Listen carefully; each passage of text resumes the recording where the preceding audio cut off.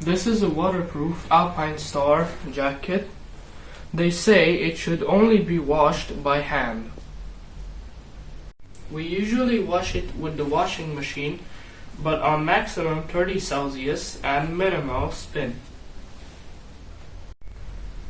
Before washing, you need to take out the internal thermo line and all these protectors, the shoulder, the back, the chest and the elbow protectors you need to take out.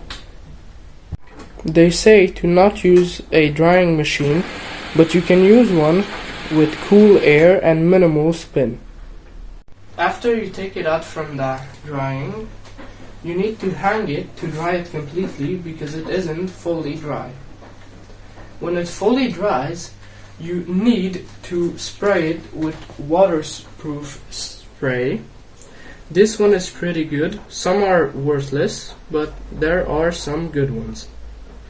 You need to spray it from around 20 centimeters and you need to spray on around 300 milliliters of waterproof spray for it to work properly.